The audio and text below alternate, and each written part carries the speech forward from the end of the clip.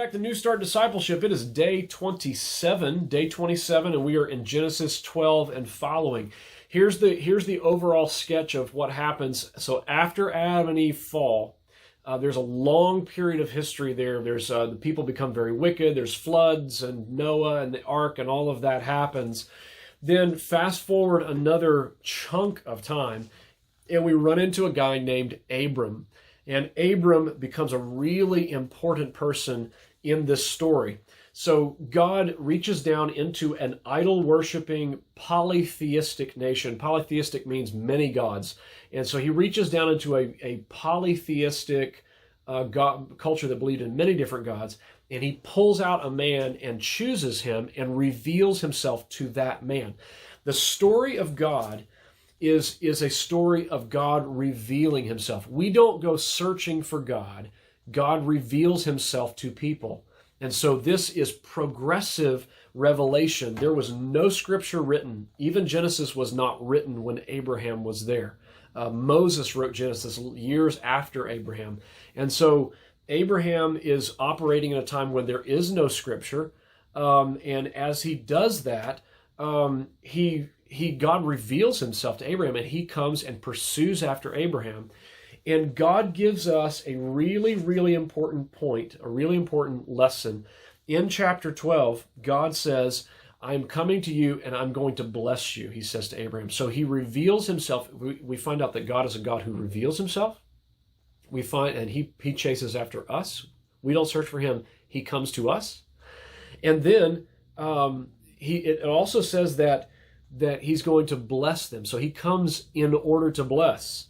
And that's a really crucial thing for understanding God. And then he also says that I'm going to bless all nations through you. All peoples, all languages, all ethnic groups on the earth will be blessed through Abraham.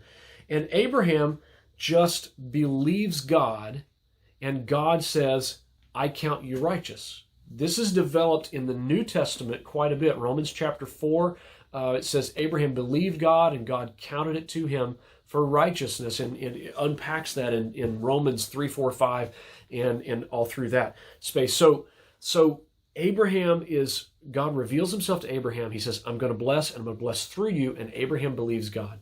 And that's a crucial understanding of what is going on in the story of Abraham. Now, the good news for you and me is that we relate to God on the same basis that Abraham did. That we don't relate to God based on, I was from the right side of the tracks, or my dad was a pastor, or my grandma was a praying woman, or I always did the right stuff growing up. We don't relate to God on the basis of any of that. We relate to God on the basis that God has revealed himself to me, and I believe he's here to bless me. He said that he is, and I'm going to believe it. And that kind of acceptance and faith in God and in his son Jesus, who's revealed over the course of time, that faith is what makes us right in the eyes of God.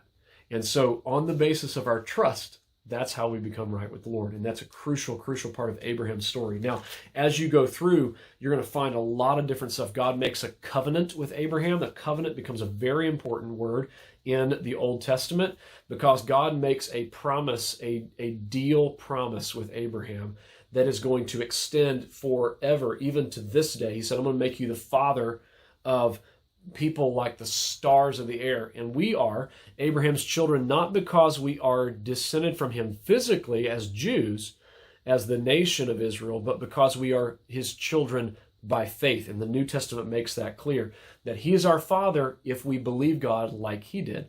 And so we are part of God's promise to Abraham, part of his covenant. It's a really important concept that is made to him. So in Genesis 15:6, you'll see that verse about Abraham believing God and God crediting it to him for righteousness.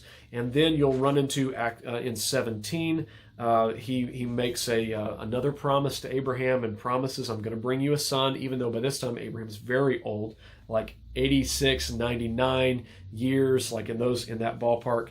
And then we get over to at chapter 21 and 22. I'm skipping part of the story in the reading because I'm trying to zoom in on the important stuff. In chapter 21 and chapter 22, Isaac is born, and that's a very important thing. Abraham offers Isaac back to God and it may be kind of confusing. Here's the thing. Abraham didn't know. There was no written scripture. He just knew that this God who revealed himself to him said, I want your son. And I would tell you that the best blessings of God, you have to keep surrendered to God, right? You got to lay your Isaac down. Whatever that blessing is that you've been trusting God for, you've got to keep it submitted to God, or it runs the risk of becoming a God to you and becoming an idol. So read through the story of Abraham. I hope you'll be encouraged and blessed by it, and we'll be back tomorrow.